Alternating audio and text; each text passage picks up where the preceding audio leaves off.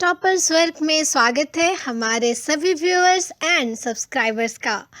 आज मैं आपको नोट्स देने वाली हूँ परमानेंट सेटलमेंट का, जिसे स्थायी बंदोबस्त भी कहते हैं। हमें पता है जब अंग्रेज भारत में आते हैं तो लैंड टैक्स कलेक्शन के लिए बहुत सारे तरीके अपनाते हैं। उन्हीं में से एक है परमानेंट सेटलमेंट। तो पहले हम देखते हैं कुछ प्रीवियस ईयर्स के क्वेश्चन जो इस टॉपिक पर पूछे गए हैं, सो डैट हमें थोड़ा आइडिया हो जाए कि परमानेंट सेटलमेंट से क्वेश्चंस बनते कैसे हैं। तो हम ज़्यादा अच्छे से फिर प्रिपेयर कर पाएंगे और पढ़ पाएंगे, क्योंकि पढ़ना बहुत कुछ है पर हमारे एग्ज़ाम के लिए क्या इंपॉर्टेंट है हमें वो पढ़ना है। तो उसके लिए हम कुछ क्वेश्चंस देखते हैं। पहला क्वेश्चन आया हुआ है कि अंग्रेजों द्वारा जो लगाई गई थी भू राजस्व प्रणाली, उसका आपको आलोचनात्मक परीक्षण विश्लेषण करना है। ग्रामीण समाज पर इसके क्या प्रभाव पड़े आपको ये भी बताना है। ठीक है, तो अंग्रेजों ने ये जो परमानेंट सेटलमेंट लगाया था, आपको इसका क्रिटिकली एनालाइज करना है। दोस्तों आप वर्ड पे ध्यान देना, क्रिटिकली, ठीक है, एंड इसका क्या इफेक्ट पड़ा आपको वो भी बताना है। सेकंड क्वेश्चन है कि औपनिवेशिक भारत में विभिन्न राजस्व बंदोबस्त के प्रभाव की समीक्षा कीजिए। यानी फ्रेंड्स यहाँ पे आपसे पूछा है कि जो डिफरेंट टाइप्स के जो रेवेन्यू सेटलमेंट्स थे आपको वो बताने हैं। फ्रेंड्स इसमें आपका सारा आ जाएगा, रैयतवाड़ी, परमानेंट, महलवाड़ी, ये सारे आ जाएंगे। तो रैयतवाड़ी और महलवाड़ी पर मैंने सेपरेट वीडियो बनाया है, आप वो ज़रूर देखना। फ्रेंड्स इस चैनल पे आपको हिस्ट्री के ढेरों notes and previous year question paper मिल जाएंगे, तो जल्दी से सब्सक्राइब कर बेल आइकन को प्रेस करें, क्योंकि यहाँ कवर होने वाला है आपका पूरा ग्रेजुएशन एंड मास्टर्स का सिलेबस। तो अभी के अभी सब्सक्राइब कर ले दोस्तों। तो हम शुरू करते हैं एक छोटे से इंट्रोडक्शन के साथ। जब अंग्रेज भारत में आए तो उन्होंने सोचा यार टैक्स का कलेक्शन किस तरह से करें, तो वो फिर लॉर्ड कॉर्नवालिस को 1786 में भारत भेजते हैं। कॉर्नवालिस को कहते हैं भाई तू जा और ज़रा जाकर भारत का जायज़ा ले और एडमिनिस्ट्रेशन को थोड़ा ठीक ठाक करके आ। ठीक है, ऐसा सोच के वो लोग कॉर्नवालिस को भेजते हैं। फिर जब कॉर्नवालिस यहाँ पे आते हैं तो परमानेंट सेटलमेंट कहाँ लगाते हैं? बंगाल में। तो अब हम देखेंगे परमानेंट सेटलमेंट इन बंगाल। तो कॉर्नवालिस सर जो है बंगाल में आ जाते हैं। जब वो यहाँ आते हैं तो देखते हैं कि हाय, यहाँ का सिस्टम का तो मतलब कबाड़ा हो रखा है। खेती तो डिक्लाइन हो ही रही है और इसलिए टैक्स भी जनरेट नहीं हो पा रहा, और अंग्रेज़ तो इंडिया से सिल्क और कॉटन ये सब यहाँ से ले जाना चाह रहे थे, तो इनकी उपज ही नहीं हो रही, कॉटन का कल्टीवेशन ही नहीं हो रहा, सिल्क का पालन ही नहीं हो रहा, तो मतलब कहाँ से लेके जाएंगे। ठीक है, तो कॉर्नवालिस वाज लाइक यार अब क्या किया जाए, सिचुएशन तो बहुत यहाँ पे ख़राब है। तो ऐसा उनके दिमाग में आया कि यार ऐसा करते हैं, लैंड टैक्स को ही फिक्स कर देते हैं, इससे कुछ फ़ायदे भी हो जाएंगे। तो कैसे कैसे फ़ायदे हो सकते हैं वो देखते हैं। तो थोड़ा करप्शन कम हो जाएगा एंड किसानों को भी फ़ायदा होगा, क्योंकि अगर उनकी उपज ज़्यादा होगी तब भी उन्हें कुछ एक्स्ट्रा नहीं देना पड़ेगा। ठीक है, जितना फिक्स है उनको उतना ही देना पड़ेगा। आपकी अच्छी हो रही है तो आपके लिए अच्छा, आप एक्स्ट्रा पैसे रखो, हमें हमें मत दो। तो किसानों को भी फ़ायदा हो जाएगा, थोड़ा करप्शन कम हो जाएगा। एंड जो थर्ड बेनिफिट होगा वो ये होगा कि किसानों के पास जो एक्स्ट्रा पैसे बचेंगे तो उससे वो क्या करेंगे, ऑब्वियसली वो अपनी खेती को और बेहतर बनाने का सोचेंगे, कुछ इक्विपमेंट खरीदेंगे, है ना, अच्छा फर्टिलाइज़र खरीदेंगे। तो इससे क्या होगा, प्रोडक्शन अच्छा होगा। प्रोडक्शन अच्छा होगा तो खुद कितना ही खाएंगे, ऑब्वियसली बेचेंगे ही। तो ट्रेड होगा, और ट्रेड पे भी तो फिर हम अंग्रेज टैक्स लगा ही सकते थे। तो देखा जाए तो घूम फिर के अंग्रेज़ों का ही फ़ायदा है। एंड ट्रेड पर जो टैक्स है ना, वो कॉर्नवालिस सोचते हैं कि ट्रेड पर टैक्स जो है वो मैं फ़िक्स नहीं करूँगा। जब जब मुझे पैसे की नीड होगी सरकार को, तो टैक्स जो है ऊपर नीचे करता रहूँगा। किस पे? ट्रेड पर। तो ये सब दिमाग किसने लगाया? कॉर्नवालिस ने। फ्रेंड्स आई होप आपको समझ आ रहा होगा, तो फटाफट से वीडियो को लाइक कर दे एंड चैनल को सब्सक्राइब भी कर दे, because I am doing all this hard work just for you guys. And friends आप हमारा टेलीग्राम ग्रुप भी ज्वाइन कर सकते हैं, उसका लिंक मैं आपको नीचे डिस्क्रिप्शन बॉक्स में दे दूँगी। एंड फ्रेंड्स इस चैनल पे आपको understanding heritage, China and Japan, USA, modern west, modern Europe, India, इन सभी के नोट्स मिल जाएंगे friends, and previous year question paper भी। तो ये चैनल आपके लिए बहुत ही हेल्पफुल होने वाला है, so don't forget to subscribe it. तो हम आगे देखते हैं।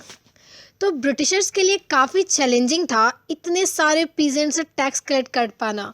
वो सोचते हैं क्यों ना कुछ सेटलमेंट ही कर लो इन ज़मींदारों से, क्योंकि ज़मींदार जो है वो तो शुरू से टैक्स कलेक्ट करते आ रहे हैं, उनका तो काम ही यही है, तो इनसे ही कुछ हम सेटलमेंट कर लेते हैं। तो देखते हैं सेटलमेंट विद जमींदार्स। तो इतने सारे कल्टीवेटर से टैक्स कलेक्ट करना पॉसिबल नहीं था। इससे अच्छा हम कुछ जमींदार्स अपॉइंट कर देते हैं जो पीजेंट से टैक्स कलेक्ट करेंगे, और हम जो ब्रिटिशर्स हैं हम इन जमींदारों से ले लेंगे पैसे। तो इन्होंने ज़मींदारों पर टैक्स फिक्स कर दिया कि जब तक तुम उतना टैक्स देते रहोगे ज़मींदार भाई, तब तक आपकी ज़मींदारी बरकरार रहेगी। वो उसके बाद उसके बच्चों को मिलेगी, मानो वो ज़मींदार का मतलब वो हेरिडिटरी हो जाएगा, उसके बाद वो उसके बच्चे को मिल जाएगा ज़मींदारी। मतलब जब तक आप फिक्स टैक्स देते रहोगे ना, तो ज़मींदारी आपके और आपके परिवार की। और जो नहीं पे कर पाए तो भैया आपकी ज़मींदारी तो गई, गवर्नमेंट उस ज़मीन को नीलाम कर देगी। अब हम एक नज़र डालते हैं कल्टीवेटर्स यानी कि जो खेती कर रहे थे उनका क्या हाल है, क्योंकि क्वेश्चन में पूछा गया है कि ग्रामीण जो रूरल एरिया पर इसका क्या इफेक्ट पड़ता है। सो इसे देखते हैं। कॉर्नवालिस ने कहा था सभी जमींदारों को कि आप लोग रिटर्न में सभी कल्टीवेटर्स को एक पट्टा दे दो। ठीक है, एक पट्टा पे आप लिख के दे दो कि उस जो कल्टीवेटर उसको कितने टैक्स पे करना है। बट एक्चुअली में ज़मींदारों ने ऐसा नहीं किया, उन्होंने लिख कर नहीं दिया। ठीक है, फिक्स नहीं किया। जब जितना मन किया ज़मींदारों ने उतना वसूल किया, और ये सिस्टम काफ़ी ऑपरेसिंग हो चुका था दोस्तों, बहुत ज़्यादा जाति की गई कृषकों के साथ। एंड जॉन शोर जो है वो एक अंग्रेज अफसर थे, वो डाटा भी देते हैं। वो बताते हैं कि अगर कोई जो कल्टीवेटर है अगर वो 100 रुपये की खेती से करके कमा रहा था, तो उसमें से 45 रुपीज़ तो वो गवर्नमेंट को दे दे रहा था, और 15 रुपये ज़मींदार से ले जा रहे थे। यानी कि 45 + 15 कितने हो गए, 60 रुपये।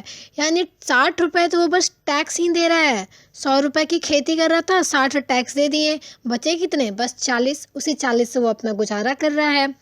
एंड सरकार भी कुछ कम नहीं थी, ये जो ब्रिटिश सरकार भी थी ना, वो बहुत ज़्यादा हेल्प कर रही थी टैक्स वसूलने में इन ज़मींदारों की। ठीक है, किस तरह से हेल्प कर रही थी, कुछ कुछ ना उल्टे फुल्टे लॉ ला दे रही थी। ठीक है, उल्टे फुल्टे लॉ ला दे रही थी जिससे कि वो कल्टीवेटर्स को परेशान करने के लिए, ठीक है, और ज़मींदारों की हेल्प करने के लिए।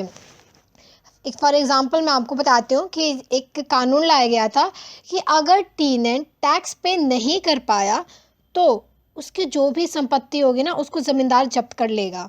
मतलब इसे लीगल बना दिया कि अगर तुम टैक्स नहीं दे पाओगे तो तुम्हारी जो भी संपत्ति है उसको ज़मींदार छीन सकते हैं। ठीक है, मार पिटाई करने लगे कृषकों की, है ना, और उनकी स्थिति, मतलब कृषकों की स्थिति तो बद से बदतर होती गई और बुरी होती चली जा रही थी कि अब टैक्स नहीं देंगे तो उनका सब ज़मीन जायदाद सब छीन लेंगे। मार पीट जो रहा है वो तो अलग ही है। अब हम पॉइंट्स में कुछ प्रभाव यानी इफ़ेक्ट भी देख लेते हैं परमानेंट सेटलमेंट के। ठीक है, अभी तो हमने देखा कि कल्टीवेटर्स पे क्या इसका अफेक्ट हो रहा था। अब इन जनरल हम देखते हैं कि परमानेंट सेटलमेंट का क्या इफेक्ट्स था। अभी तक हमने देखा, उससे लगता है कि ये सेटलमेंट ज़मींदारों के पक्ष में बहुत ज़्यादा ही था। पर दोस्तों ये मत भूलिए कि इन ज़मींदारों के ऊपर भी टैक्स फिक्स किया हुआ था और उन्हें वो देना था, और वो ना दे पाने पर उनकी ज़मींदारी भी छीन ली जाया करती थी। और कुछ को तो इससे बेनिफिट था, कुछ ज़मींदारों को, बट कुछ के लिए बहुत ही ज़्यादा मुश्किल भी था, क्योंकि कुछ ज़मींदारों पे बहुत ज़्यादा टैक्स थोप दिया गया, है ना, बहुत ज़्यादा टैक्स फिक्स कर दिया गया। इतना कि कभी अगर अकाल या बाढ़ वगैरह आ गया ना, तो कुछ कुछ जो ज़मींदार थे इनके पास कोई बैकअप नहीं रहता था, क्योंकि इनको कुछ बचत ही नहीं होती थी। इनके ऊपर इतना ज़्यादा टैक्स फिक्स किया हुआ था कि वो देने के बाद उनके पास कुछ एक्स्ट्रा नहीं बचता था कि वो अपना बैकअप बना पाएँ, कि कभी भाई गलती से बाढ़ आ गया, अकाल आ गया, तो हम कुछ अपना बुरे वक्त के लिए बचा पाएँ, तो वो भी नहीं कर पाते थे। एंड इसका एक पॉजिटिव इफेक्ट भी होता है ज़मींदारों के लिए। ज़मींदारों की बल्ले बल्ले हो जाती है, क्योंकि बंगाल का पॉपुलेशन बढ़ रहा था, तो जंगलों की सफाई करके जो एरिया था जंगल का उसको भी खेती में लाया गया, खेती में यूज़ हो रहा है। तो अब उस पर खेती हो रही है, तो जो ज़मींदार है उस पर रेंट लगाएंगे। ठीक है, लेकिन ज़मींदार को जो टैक्स देना है वो तो फिक्स था। अब देखो, आप इसको ऐसे समझो, जैसे कि मान लो पहले जितनी भी ज़मीन थी, ठीक है, उस पर मान लीजिए 100 रुपये की खेती हो रही थी।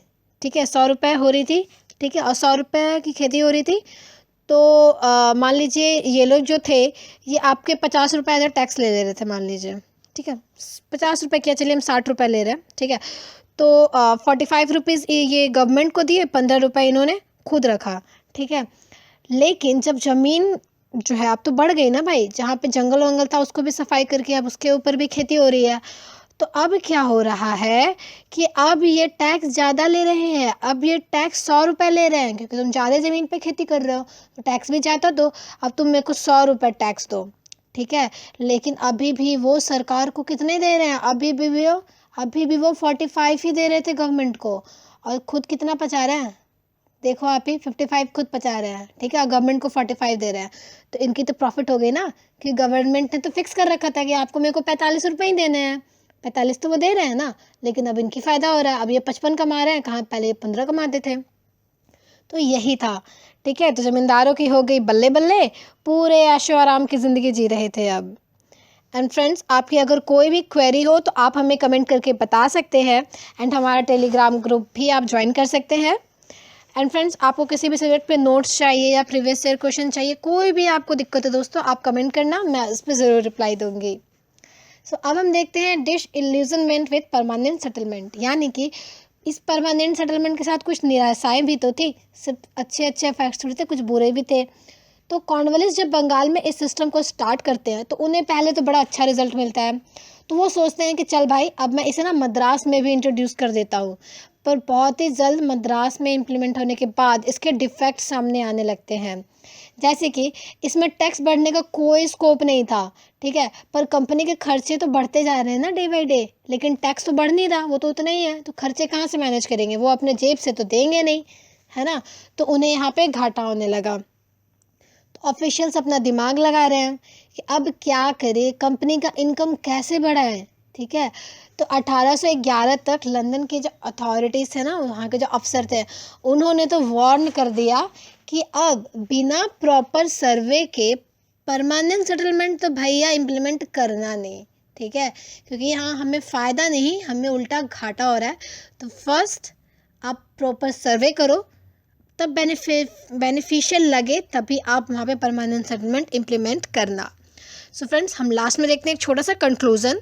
सो परमानेंट सेटलमेंट अपने इकोनॉमिक इंटरेस्ट के लिए ब्रिटिशर्स ने लगाया था। स्थायी बंदोबस्त क्यों लगाया था, अपने इंटरेस्ट को देख के लगाया था।